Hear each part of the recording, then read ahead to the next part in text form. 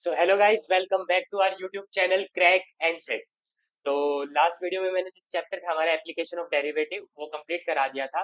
और मैंने आपको कहा था कि मैं आपको क्वेश्चन सेंड करूंगा, तो मैंने टेलीग्राम चैनल के ऊपर और व्हाट्सएप चैनल के ऊपर भी जो हमारे थे वो क्वेश्चन मैंने सेंड कर दिया था। गूगल फॉर्म की लिंक भी सेंड कर दी थी मैंने आपको।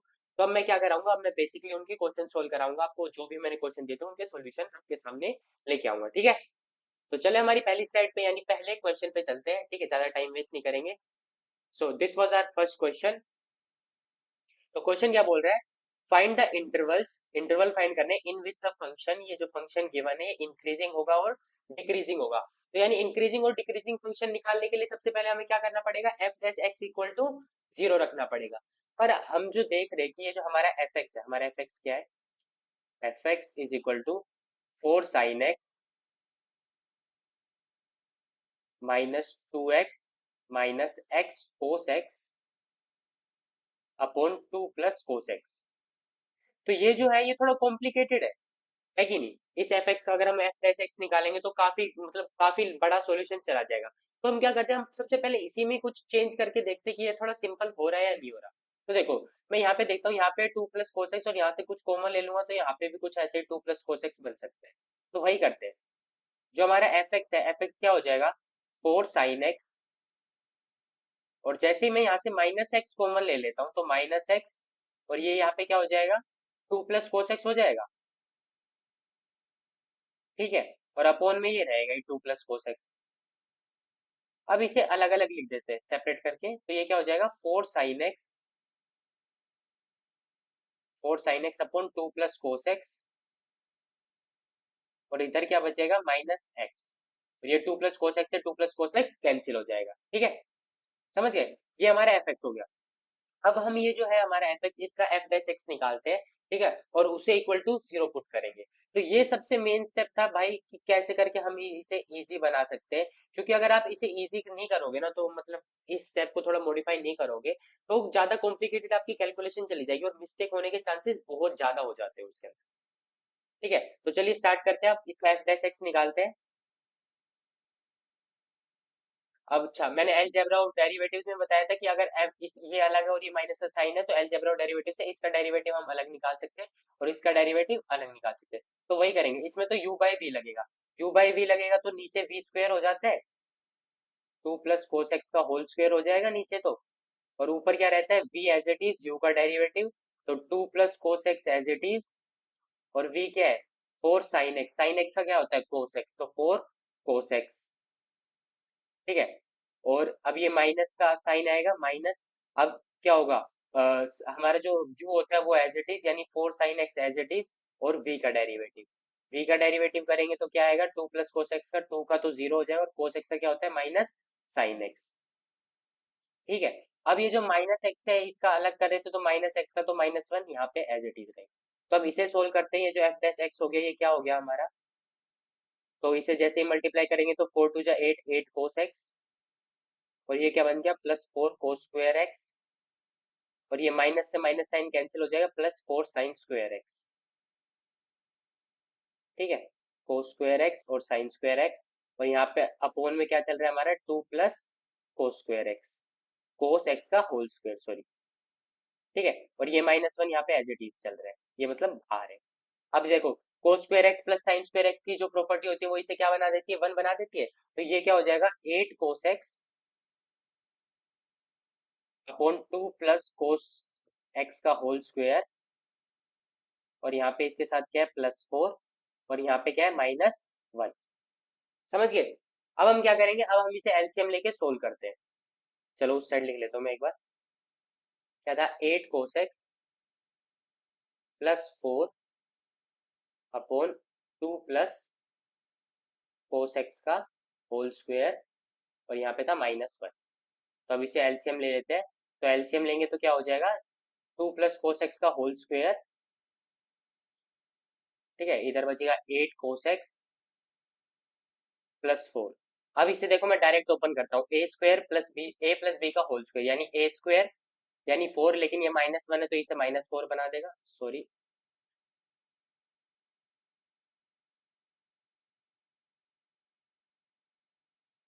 चलो इस चीज को वापस करते हैं। जो हमारा क्वेश्चन था वो क्या था, 8 cos x + 4, ठीक है, और ये 2x²। यहाँ पे मैं एक बार टाइप कर देता हूँ,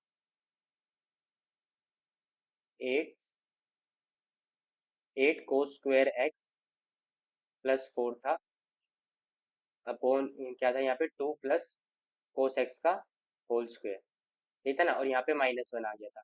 तो हम जैसे ही एलसीएम लेते तो ये क्या हो जाएगा, cos x है ना, कि यहाँ पे cos² x है, ये cos x है, ठीक है। एलसीएम लेते तो क्या हो जाएगा, 8 cos x + 4 तो एज इट इज रहेगा, यहाँ पे हमने एलसीएम ले ली थी, तो 2 + cos x का ये जो है ये होल स्क्वायर नीचे से, और देखो a² लगा देंगे हम, a² यानी 4 हो जाएगा, लेकिन ये -1 इसे नेगेटिव कर देगा। ऐसे ही cos² x हो जाएगा, लेकिन ये माइनस का साइन उसे नेगेटिव कर देगा। सिम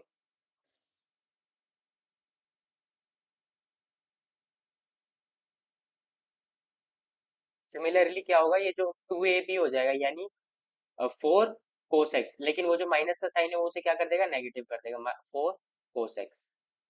समझ गए। अब इसे कैंसिल करते हैं, इस +4 से ये -4 कैंसिल हो जाएगा, और ये यहाँ पे क्या बचेगा, 4 cos x बच गया, क्योंकि यहाँ से ये कैंसिल हो जाएगा, और -cos²x अपॉन 2 + cos x का होल स्क्वायर, ठीक है। अब इसमें से भी हम cos x कॉमन ले सकते हैं, तो जैसे हम cos x कॉमन लेंगे तो अब ये क्या हो जाएगा, 4 - cos x upon 2 + cos x का होल स्क्वायर, सॉरी, ठीक है। अब ये क्या है, हमारा f' आया है, मतलब f', हाँ, ठीक है, cos x into 4 - cos x upon 2 + cos x का होल स्क्वायर।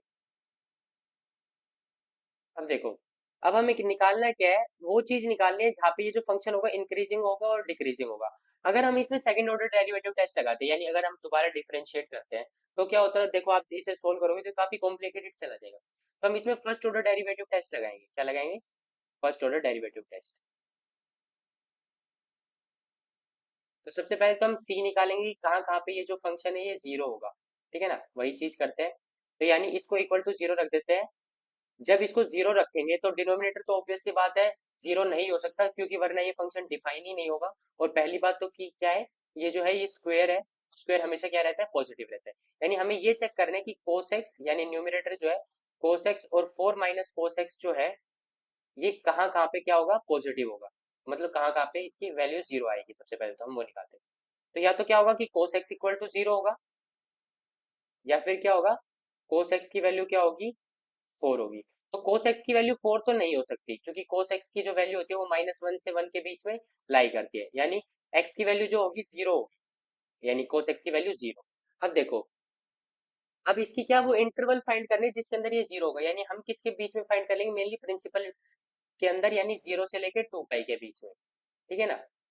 वैसे आपको स्पेसिफिकली गिवन होगा क्वेश्चन में, लेकिन इसमें नहीं है, तो हम जीरो से लेके 2π तक चेक करेंगे। तो जीरो देखो, कोस की वैल्यू जीरो कहाँ कहाँ पे होती है, सबसे पहले हम वो निकालते हैं।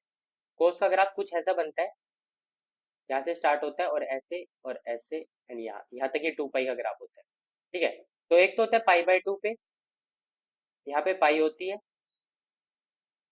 यहाँ पे पाई, और यहाँ पे होता है 3π/2, यानी कोस की वैल्यू जो जीरो होती है वो तो π/2 पे होते है, 3π/2 पे। तो एक्स की वैल्यू क्या आ गई, π/2 आ गया, और 3π/2। अब हमें चेक करना है कि ये जो फंक्शन होगा ये इंक्रीजिंग कहाँ पे और डिक्रीजिंग कहाँ पे। तो हम क्या करेंगे, अब हम नंबर लाइन बनाएंगे। नंबर लाइन से जो होता है ना फर्स्ट ऑर्डर डेरिवेटिव टेस्ट में, नंबर लाइन से काफी आसान बन जाता है क्वेश्चन।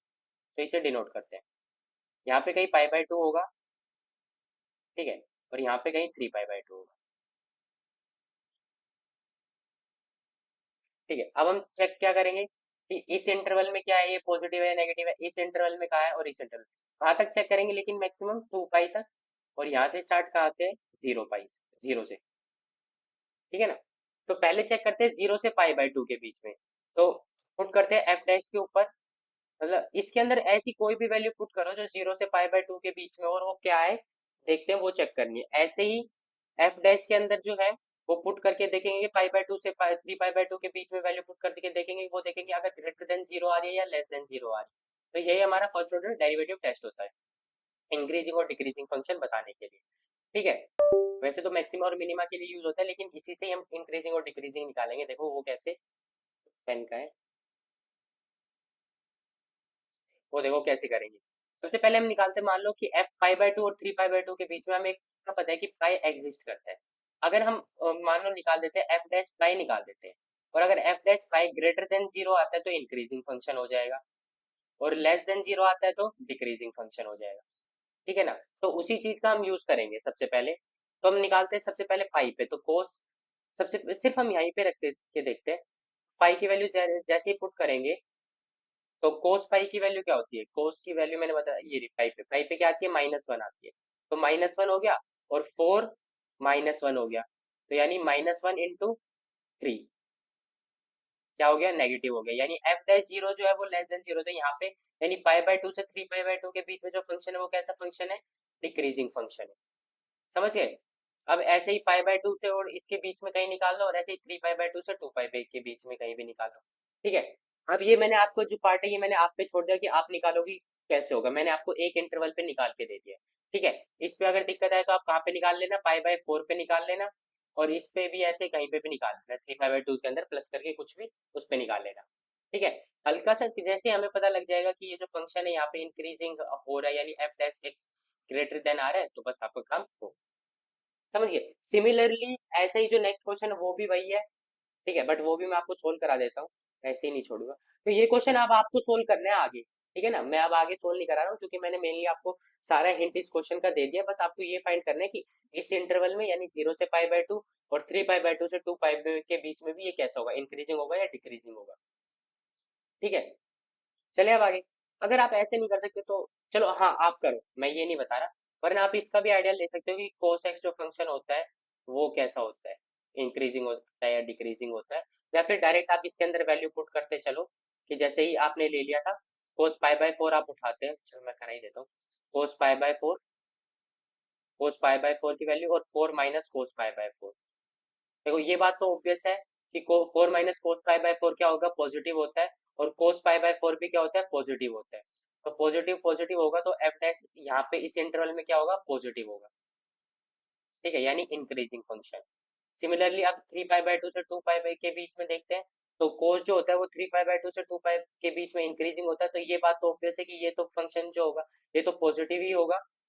ठीक है, क्योंकि इसकी वैल्यू -1, और ये जो है ये इंक्रीजिंग है, यानी यहाँ पे भी इसकी वैल्यू पॉजिटिव है, तो पॉजिटिव पॉजिटिव पॉजिटिव होगा, ये भी फंक्शन क्या होगा यहाँ से भी इंक्रीजिंग। यानी इसे मैं अच्छे से लिख देता हूँ, पे लिखता हूँ, यहाँ पे लिख देता हूँ।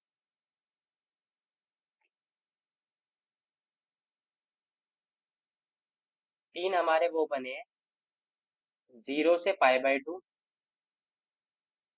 जीरो इंक्लूड है, ऐसे ही पाई बाय टू से थ्री पाई बाय टू, ऐसे ही open interval three pi by two से टू पाई। इसमें क्या इंक्रीजिंग, डिक्रीजिंग और इंक्रीजिंग। समझिए, इतना इजी सा था, ये आपको बस पता होना चाहिए कैसे। और हमने सिर्फ इसी में क्यों चेक किया cos x माइनस, क्योंकि ये तो पॉजिटिव है, ये ज्यादा डिफरेंस क्रिएट ही नहीं करेगा, स्क्वायर है। ठीक है ना, साइन का। तो चलते हैं अब नेक्स्ट क्वेश्चन पे। तो नेक्स्ट क्वेश्चन क्या है हमारा, नेक्स्ट क्वेश्चन सिमिलरली वैसा ही है, find the intervals in which the function. अब ये है फंक्शन, अब इसका बताने कि इंक्रीजिंग होगा या डिक्रीजिंग होगा किस किस इंटरवल में। ठीक है ना।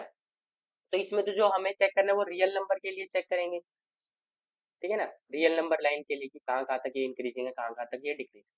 तो हमारा जो एफ एक्स है, वो एफ एक्स हमें सिंपल गिवन है, x cube plus one by x cube. ठीक है, इसका एफ डैश एक्स निकालेंगे, एफ डैश एक्स निकालेंगे। तो अब बताओ इसका एफ डैश एक्स क्या होगा। पॉज करो वीडियो को और बताओ क्या होगा इसका एफ डैश एक्स। हो गया, हो गया, एफ डैश एक्स क्या आया, चलो निकालते हैं एफ डैश एक्स क्या आया। अब एक्स क्यूब का क्या हो जाएगा, थ्री एक्स स्क्वायर। ठीक है। अब ये जो एक्स क्यूब है ये ऊपर चला जाएगा, एक्स की पावर -3, तो इसका क्या हो जाएगा, -3 आगे आ जाएगा। पावर एक क्या करोगे आप, माइनस करोगे, तो यानी three by X raise to power four हो जाएगा। तो यहाँ पे क्या आ जाएगा, -3 by X raise to power four. ठीक है। अब हमें चेक करना है कि F dash X is equal to zero कहाँ पे, यहाँ से क्या निकलेंगे, हमारे क्रिटिकल पॉइंट्स निकलेंगे। तो वही हम निकालते हैं पहले।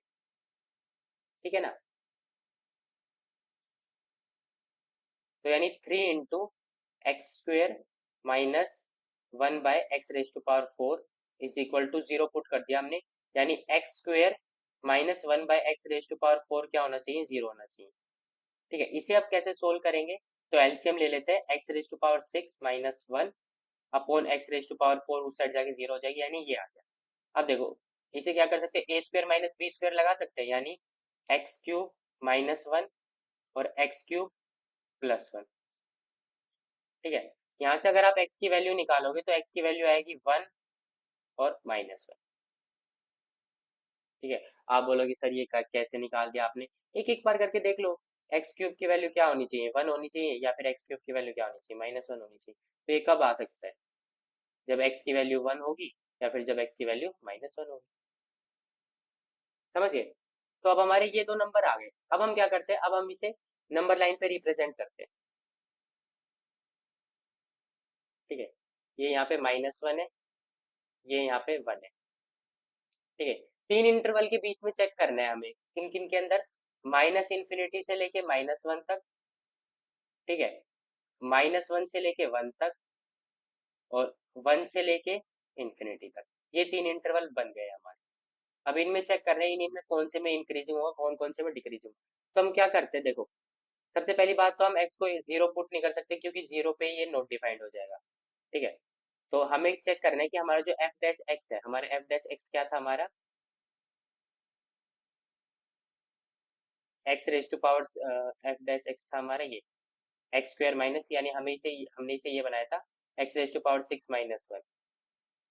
ठीक है, x⁶ माइनस 1, 1 से पॉजिटिव साइड रखते तो क्या होगा, 1 से नेगेटिव साइड रखते तो क्या होगा, वो चेक करते हैं। अब देखो जैसे ही आप इसको x की वैल्यू ग्रेटर देन 1 पुट करोगे, ठीक है, तो ये फंक्शन पॉजिटिव हो जाएगा या नहीं हो जाएगा, यानी f डैश x क्या हो जाएगा, ग्रेटर देन 0 हो जाएगा। यानी x की वैल्यू जैसे ही इससे बड़ी पुट करोगे, तो यहाँ पे तो क्या है, इंक्रीजिंग है। ठीक है, और जैसे ही -1 से बड़ी पुट करोगे, मतलब -1 से छोटी, लेकिन -1 का स्क्वायर करते हो या फिर किसी की पावर वो होती है, तो वो क्या हो जाता है, पॉजिटिव हो जाता है। तो यानी ये नंबर भी क्या हो जाएगा, ऐसे ही जैसे आप करते हैं -2 पुट करते हैं, -2 की पावर 6 करोगे तो ये पॉजिटिव आ रही है और ग्रेटर देन 1 आ रही है, तो यानी ये फंक्शन भी क्या हो जाएगा, इंक्रीजिंग हो जाएगा। ठीक है, क्योंकि f डैश x की वैल्यू यहाँ पे भी क्या हो जाएगी, ग्रेटर देन 0। अब इसके बीच में पुट करते हैं। अब देखो कुछ भी नंबर लेते हैं हम, 0.1 लेते हैं मान लो, 0.1 इसकी पावर 6 करोगे तो ऑब्वियस सी बात है, ये कुछ 0.1 0.1 कुछ भी ऐसे ही होती चली जाएगी, 0.0000001 कुछ ही हो जाएगी। ठीक है, अब ये ऑब्वियस सी बात है, ये इससे -1 से छोटी है, तो आंसर कुछ माइनस टर्म में आएगा, नेगेटिव। ठीक है, और ऐसे ही अगर आप नेगेटिव भी उठाओगे, तो वो नेगेटिव नेगेटिव पावर तो कैंसिल हो जाएगी, लेकिन पॉइंट तो रहेगा ही ना, तो वो पॉइंट भी इसे क्या बना देगा, 0 ही बना, मतलब 1 से छोटा ही बना देगा। तो यानी इसके बीच में जो फंक्शन है, ये क्या है, डिक्रीजिंग है, क्योंकि f डैश x यहाँ पे जो आ रहा है, f डैश x वो क्या आ रहा है, लेस देन 0 आ रहा है। ठीक है, तो यहाँ पे क्या आया है, इंक्रीजिंग, यहाँ पे डिक्रीजिंग, और यहाँ पे वापस इंक्रीजिंग। समझ गए, इतना सही ये क्वेश्चन था। ठीक है, अब चलते हैं हमारी नेक्स्ट क्वेश्चन पे। नेक्स्ट क्वेश्चन क्या बोलता है, find the absolute maximum and minimum values of the function given by F X, क्या है ये। तो देखो एक फंक्शन की एब्सोल्यूट मिनिमम और मैक्सिमम वैल्यू क्या हो सकती है, या तो वहां हो सकती है जहाँ पे उसका मैक्सिमम और मिनिमा एग्जिस्ट कर रहा हो, या फिर वहां से हो सकती है जहां से मान लो वो पॉइंट आ रहा हो, स्टार्टिंग वैल्यू। ठीक है, मान लो इसके मैक्सिमम और मिनिमा तो यहाँ एग्जिस्ट कर रहे हैं। ठीक है, लेकिन इसकी मैक्सिमम वैल्यू तो यहाँ पे है जहाँ से ये फंक्शन स्टार्ट हुआ है, ऐसे ही इसका मिनिमा तो यहाँ कर रहा है, लेकिन इसकी जो एब्सोल्यूट मिनिमम वैल्यू है वो यहाँ पे आ रही है। तो हम इसका एब्सोल्यूट मैक्सिमम और मिनिमम वैल्यू निकालने के लिए कहाँ पे चेक करेंगे, एक तो चेक करेंगे इसकी मैक्सिमा वैल्यू पे और मिनिमा वैल्यू पे, और साथ ही साथ जो फंक्शन के जो एंड पॉइंट्स है ना, यानी 0 से लेके पाई तक, यहाँ पे भी चेक करेंगे। ठीक है, तो सबसे पहले मैक्सिमा और मिनिमा पे चेक करने के लिए हमें f डैश x निकालना होगा।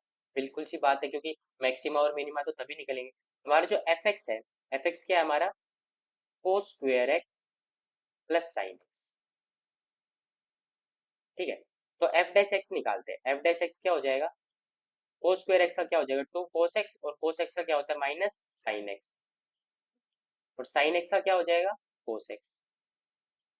ठीक है, कॉमन ले लेते हैं हम कोस एक्स, कोस एक्स को हमने जैसे ही कॉमन लिया तो 1 - 2 साइन एक्स।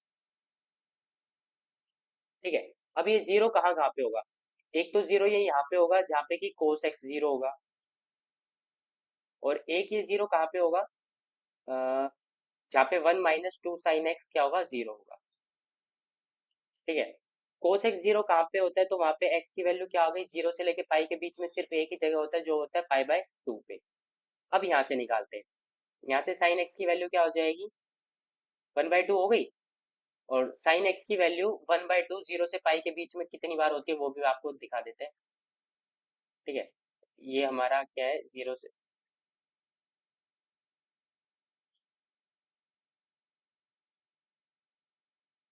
ये कुछ ऐसा ग्राफ बनेगा। ठीक है, अब एक तो ये वैल्यू होती है और एक ये वैल्यू होती है। मान लो यहाँ पे अगर 1/2 है, ठीक है, समझ रहे हो, यहाँ पे तो इसकी मैक्सिमम वैल्यू क्या आती है, 1 आती है। एक ये होती है पाई/2 और एक यहाँ पे कुछ आती है, मतलब कैसे निकालोगे वो वैल्यू। चलो, ये क्वेश्चन, ये वाला जो पार्ट है ना, ये ट्रिग्नोमेट्री का बेसिक कॉन्सेप्ट आ गया। ये आप निकालोगे कि ये जो वैल्यू होंगी ये कैसे यहाँ पे क्या होगी। ठीक है, मैं वीडियो को पॉज करो यहाँ पे और निकालो कि वो दो वैल्यू क्या होगी साइन एक्स की, जीरो से लेके पाई के बीच में जहाँ पे जो वैल्यू होगी वो 1/2 होगी। ठीक है, वीडियो को पॉज करो। वाह, साइन एक्स की वैल्यू 1/2 कहाँ कहाँ पे आएगी वो निकालना है हमें। ठीक है, तो वो देखो कैसे निकालेंगे। सबसे पहली बात तो हमें ये पता होगा, एक तो हमें पाई/2 तक वैल्यू पता है कि साइन की जो वैल्यू होती है, साइन एक्स की वैल्यू 1/2 कहाँ पे आती है, पाई/6 पे आती है, यानी 30 पे आती है कि नहीं। तो एक चीज अगर आपने पढ़ी होगी तो साइन 180 माइनस थीटा क्या होता है, साइन 180 माइनस थीटा होता है साइन थीटा। ठीक है ना, दोनों की वैल्यू 180 माइनस थीटा पे और थीटा पे सेम ही होती है, यानी साइन की वैल्यू जो 30 पे होगी वही वैल्यू साइन की वैल्यू 180 माइनस 30 पे भी होगी। ठीक है, तो 180 माइनस 30 कर दो, यानी पाई माइनस पाई/6 कर दो, तो क्या हो जाएगा, 5 पाई/6 हो जाएगा। यानी पाई/6 पे और 5 पाई/6 पे, यानी एक्स की वैल्यू क्या आएगी, पाई/6 भी आएगी और 5 पाई/6 भी आएगी। ठीक है, यानी हमारे तीन क्रिटिकल पॉइंट्स निकल गए इस क्वेश्चन में। कितने क्रिटिकल पॉइंट्स निकल गए, तीन क्रिटिकल पॉइंट्स। तो वो तीनों क्रिटिकल पॉइंट्स को हम सबसे पहले हम किस पे, नंबर लाइन पे रिप्रेजेंट करते हैं और उसके बाद सोल्व करेंगे। ठीक है, सबसे पहले हमारा क्या निकला है, पाई/6। ठीक है, उसके बाद क्या निकला था, पाई/2, और फिर क्या निकला है, 5 पाई/6,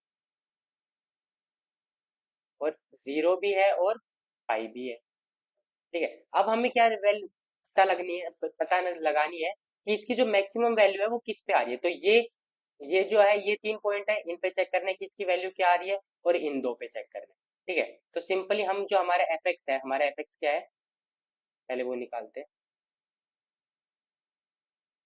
एफ एक्स है हमारा cos square x plus sine x, cos square x plus sine x. अब इनके ऊपर इनमें सब की वैल्यू पुट करते जाओ, और जिस पर मैक्सिमम आएगी और मिनिमम आएगी वो आपका आंसर हो जाएगा।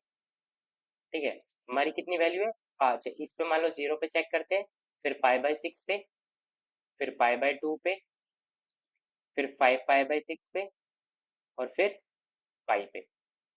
तो आप, अब आप ये सोल्व करके चेक करोगे कि किसके ऊपर जो है इसके आंसर्स की जो वैल्यू आ रही है वो मैक्सिमम आ रही है और मिनिमम आ रही है। ठीक है, मैक्सिमम मैंने आपको ये सारा क्वेश्चन सोल्व करा दिया, ये इतना ही है।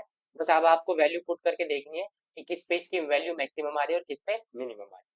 ठीक है, समझ में आया ये क्वेश्चन कैसे हुआ। अगर कोई भी दिक्कत हो तो आप कमेंट्स में लिख सकते हैं कि सर मुझे ये वाला पार्ट समझ में नहीं आया, आप प्लीज इसे वापस समझा दीजिए। ठीक है, तो मैं आपको सोल्व कराने की कोशिश कराऊंगा, वापस आपकी हेल्प करूंगा उसमें। ठीक है, तो चलते हैं अब नेक्स्ट क्वेश्चन पे। तो नेक्स्ट क्वेश्चन ये है, a cylindrical tank of radius 10। सबसे पहले सिलेंड्रिकल टैंक बना देते हैं।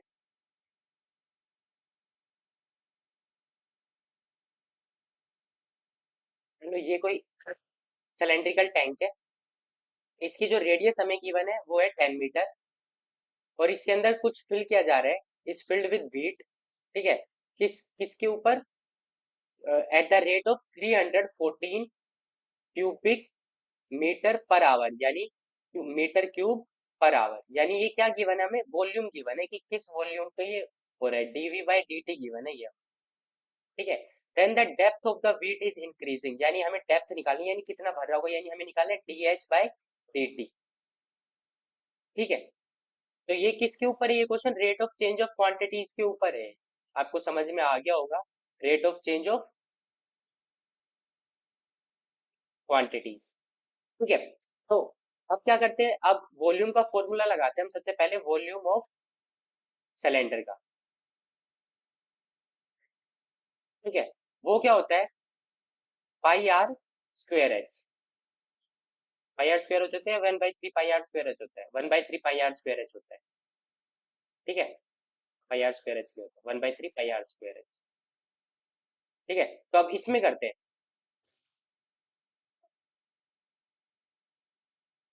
अरे मैं क्या कर रहा हूँ, मुझे formula 1/3 pi R square H होता है कोन का, मुझे खुद फॉर्मूले रिवाइज करने पड़ेंगे एक बार, है ना। देखो, वॉल्यूम ऑफ कोन का होता है, वॉल्यूम ऑफ कोन का होता है 1/3 पाई आर स्क्वायर एच। ठीक है, और वॉल्यूम ऑफ सिलेंडर का होता है, वो होता है पाई आर स्क्वायर एच।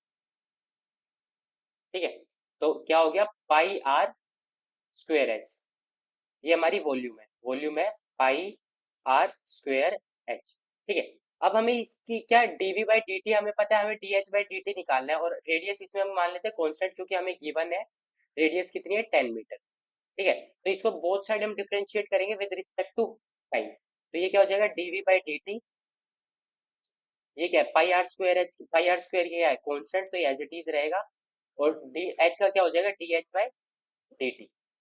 ठीक है, सब वैल्यू पुट करते हैं, वो ये क्या होगा, 314, पाई क्या होता है 3.14, मल्टीप्लाई बाय 100 इंटू में D H by D T. तो यहाँ से जो D H by D T की वैल्यू आ गई, वो क्या आ गई, इस साइड ये मल्टीप्लाई में, इधर आके डिवाइड में, 314/314, यानी कि 1 मीटर पर आर। समझ गए कि 1 मीटर पर आर में इसकी जो हाइट होगी वो इंक्रीज हो रही होगी। ये था क्वेश्चन, इजी सा क्वेश्चन था, बस इसके अंदर आपको क्या, ये फॉर्मूले याद होने चाहिए। ठीक है ना, मेरे भी दिमाग माइंड से एकदम से स्लिप हो गए, तो आपको रिवाइज होने चाहिए। ठीक है ना, तो so guys, due to some technical problem ना, आज आपके दो क्वेश्चंस बच गए हैं, वीडियो आगे रिकॉर्ड नहीं, मतलब वीडियो तो रिकॉर्ड हो रही है पर ये पैड काम नहीं कर रहा है, टचिंग टीचिंग पैड। ठीक है, तो ये दो क्वेश्चंस रह गए हैं, इन्हें मैं नेक्स्ट वीडियो में कराऊंगा। ठीक है, so till then bye bye guys, thanks for watching.